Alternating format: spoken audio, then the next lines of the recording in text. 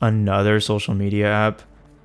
Threads. Oh, A is silent. Got it. Threads. Where do I sign up? Is this like invitation only? Or what are all these stories? What are they all posting? Twitter? Is it photo? Video? What kind of logo? Is this another TikTok? Is this Facebook? Facebook? Yeah, it's a lot to keep up with when you're doing this. Or this. Definitely this. Definitely this.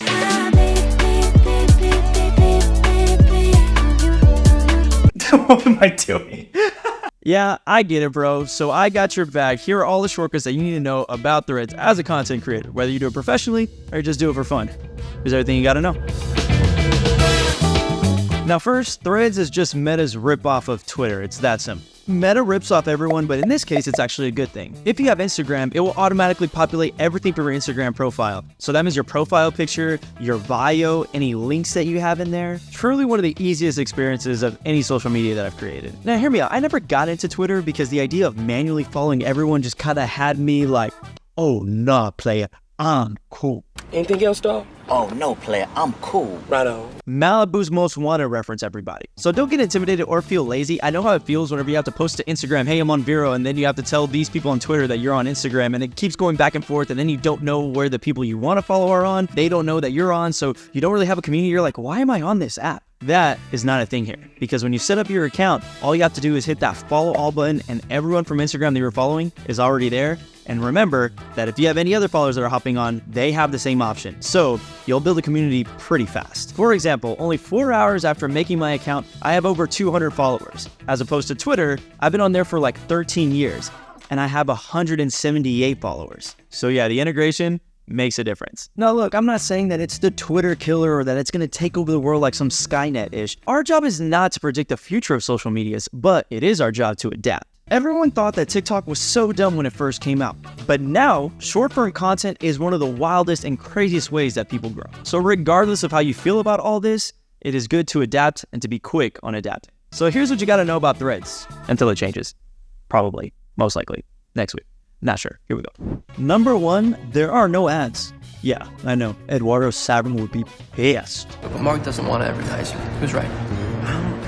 You don't want to ruin it with ads because ads aren't cool. Exactly. So yeah, enjoy it while it lasts. Next, there isn't a For You page or a following page. It is literally just Threads. So there's some people that I know and some people that I don't. But regardless, I kind of like it right now. Just like Twitter, you can like things, you can quote things, you can respond to things, but there is one major difference. The share button. Now, when you click that button, you have very few options. You can share directly to your Instagram story. You've probably seen it. It looks like this. You can post it straight to your Instagram. And aside from copying it, you can tweet it. That's right. There's 3 options. 2 of them are Instagram related, and the other one is just Twitter. Zuckerberg is a madman.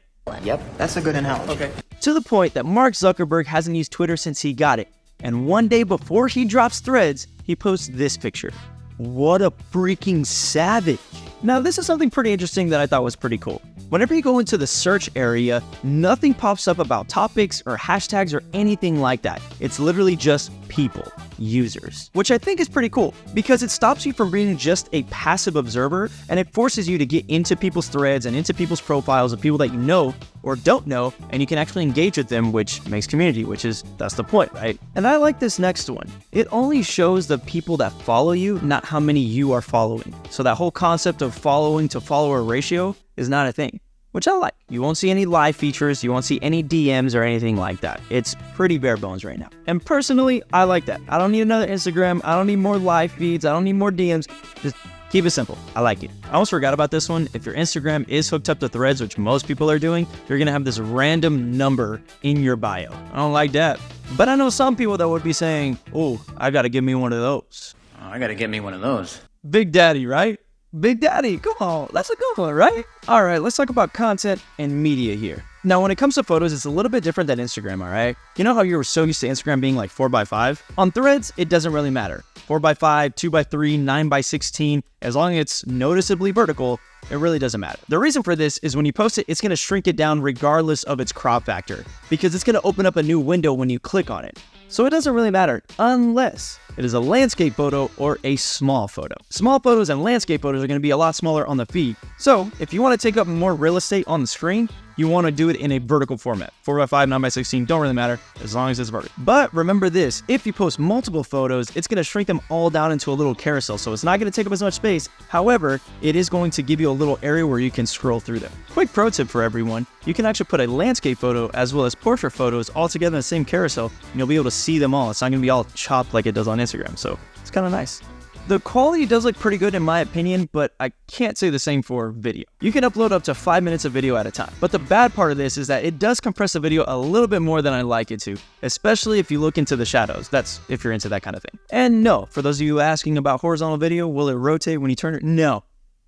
But if they added it, it would be magical. Isn't this magical? Austin Powers, everyone. So you guessed it, vertical video isn't going anywhere. If you want it to take up more space on the feed, as well as when you open up the window, you want to shoot vertically. And last thing on video here is that there is not a view count on those videos. Now there is a psychological theory about conformity, meaning that people want to watch something that other people are already watching. So when it has more views, people are more likely to watch. So I kind of like it because it strips all of that away and lets you just see the content for what it really is. And continuing on the psychological train, I do feel like the barrier for entry here is a lot lower. You can follow all the people you follow on Instagram with one click. The fact that you can create your profile with just 3 clicks, that's crazy. If you want to share something, you can just text it. You don't need a background, you need a story, you don't need a photo, and God knows you don't need an entire YouTube video just to share what's on your mind. You can simply be involved in your community. Especially with people like you that are just constantly creating content, it's exhausting. So this is a nice escape for the content creator because it doesn't take a lot of time or curation. Now I know what you're thinking. Twitter's been able to do that for forever, is it? Yeah, that's true, but the difference here is that my community is already here. I don't have to go searching for them among the 7 seas. Holmes. Okay, so you got knowledge. Okay. You can use it how you want, but I suggest you let yourself be unhinged here. No, I'm playing, but what I mean is that this is just a nice escape for the creators that don't have to be putting so much effort into everything. They can just have a good conversation with their community. People don't want content just because.